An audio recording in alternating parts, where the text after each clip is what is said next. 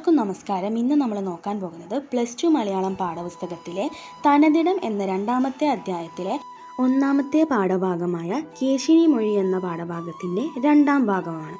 അപ്പോൾ ഇന്നലെ നമ്മൾ ചർച്ച ചെയ്തത് എന്താണ്? കേശിനി ബാഹുകനോട് നളനെ കുറിച്ച് കുറേ കുറ്റങ്ങൾ പറയുന്നുണ്ട് അല്ലേ?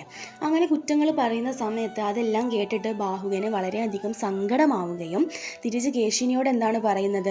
നളനൊരു കുറ്റവും ചെയ്തിട്ടില്ലെന്നും ഇനി അങ്ങനെ എന്തെങ്കിലും ദമയന്തി കരുതുന്നുണ്ടെങ്കിൽ ദമയന്തിക്ക് നളനോടൊരു ദേഷ്യവും ഉണ്ടാവാൻ പാടില്ല എന്നുമൊക്കെയാണ് നളന് കേശിനിയോട് പറയുന്നത്. ഇതിൽ നിന്നും ആ നിൽക്കുന്ന ബാഹുകൻ നളൻ തന്നെയാണെന്നാണ് കേശിനി ഉറപ്പിച്ചു പറയുന്നത് അല്ലേ? ഇത്രയും കാര്യങ്ങളാണ് കേശിനിക്ക് ബാഹുകനോട് നേരിട്ട് സംസാരിച്ചപ്പോൾ ലഭിച്ച വിവരങ്ങൾ.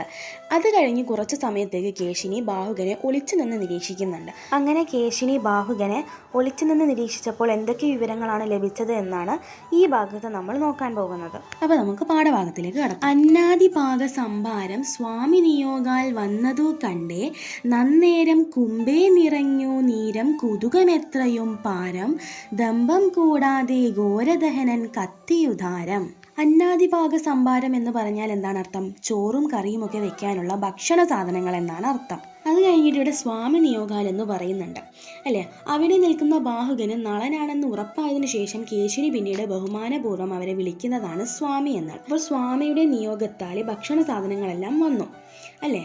നന്നേരം കുംഭേ നിറഞ്ഞു നീരം. കുംഭം എന്ന് പറഞ്ഞാൽ എന്താണ്? കുടം എന്നാണ് അർത്ഥം. നീരം എന്ന് പറഞ്ഞാൽ വെള്ളം എന്നാണ് അർത്ഥം. അപ്പോൾ നളൻ ഇങ്ങനെ വന്ന് നിന്നപ്പോൾ തന്നെ താനെ എന്ത് ചെയ്തു? ഭക്ഷണ സാധനങ്ങളെല്ലാം വന്ന് നിൽക്കുകയും കുടത്തിൽ താനെ വെള്ളം നിറയുകയും ചെയ്തു. കുതുകം എത്രയും പാരം. കുതുകം എന്ന് പറഞ്ഞാൽ എന്താണ് അർത്ഥം? കൗതുകം.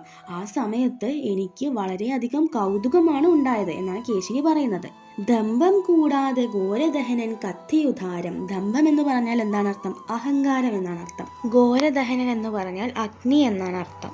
ബാഹുകൻ ഋതുപർണ രാജാവിൻ്റെ കൊട്ടാരത്തിലെ തേരാളിയും പാചകക്കാരനുമായതുകൊണ്ട് തന്നെയാണ് ദമയന്തിയുടെ കൊട്ടാരത്തിലും ബാഹുകന് പാചകം ചെയ്യാൻ വേണ്ടിയിട്ട് ഒരുങ്ങിയത്. അപ്പോൾ ചോറും കറിയും വെക്കാനുള്ള സാധനങ്ങളൊക്കെ ബാഹുകൻ മനസ്സിൽ വിചാരിച്ചപ്പോൾ തന്നെ മുന്നിൽ പ്രത്യക്ഷപ്പെടുകയും കുടത്തിൽ ജലം താനെ നിറയുകയും തീ താനെ കത്തുകയും ചെയ്യുന്നത് എന്നൊക്കെയാണ് കേശിനി ഒളിച്ചു നിന്ന് നിരീക്ഷിച്ചപ്പോൾ കണ്ട കാര്യങ്ങൾ. ഇതിനാൽ ബാഹുകൻ യഥാർത്ഥത്തിൽ നളൻ തന്നെയാണ് എന്നാണ് കേശിനി ഉറപ്പിച്ചു പറയുന്നത്. ഇനി നമുക്ക് അടുത്ത വരി നോക്കാം. വേഗേനെ വച്ചങ്ങൊരുങ്ങി കൊണ്ടങ്ങു ചെന്നു സാകേതപതിയെ വണങ്ങി.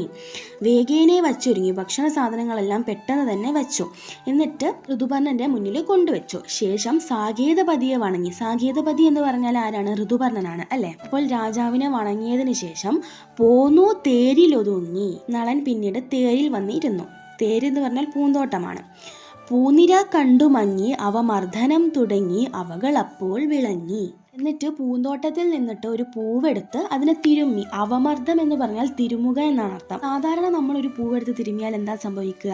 അതിൻ്റെ ഇതളുകളൊക്കെ കുഴഞ്ഞു പോകും അല്ലേ? പക്ഷേ നളൻ ആ പൂവ് തിരുമ്മിയപ്പോൾ ആ പൂവ് ഒന്നുകൂടി മനോഹരമായി വിളങ്ങുകയായിരുന്നു ചെയ്തിട്ടുണ്ടായിരുന്നത്. അവമർദ്ദനം തുടങ്ങി. നളൻ അപ്പോൾ എന്ത് ചെയ്തു? അതിനെ തിരുമ്മാൻ തുടങ്ങി. അവകൾ അപ്പോൾ വിളങ്ങി. അതൊന്നുകൂടി വിളങ്ങുകയാണ് ചെയ്തിട്ടുണ്ടായിരുന്നത്. കേശിനി പോകുന്നു ഭൈമി ചിന്താകുലയായിരിക്കുന്നു. അതായത് ഇത്രയും കാര്യങ്ങളാൽ ആ നിൽക്കുന്നത് ഋതുപർണ മഹാരാജാവിൻ്റെ കൊട്ടാരത്തിലുള്ള വെറും ഒരു തേരാളിയായ ബാഹുകനല്ല, അത് യഥാർത്ഥത്തിൽ നളൻ തന്നെയാണെന്ന് കേശിനി ഉറപ്പിച്ചു പറഞ്ഞു. എല്ലാ വിവരങ്ങളും അറിഞ്ഞ ശേഷം ദമയന്തി ചിന്താകുലയായിരിക്കുന്നതാണ് നമുക്ക് കാണാൻ സാധിക്കും. ഇത്രയേ ഉള്ളൂ പാഠഭാഗം. എല്ലാവർക്കും മനസ്സിലായെന്ന് വിചാരിക്കുന്നു. നന്ദി.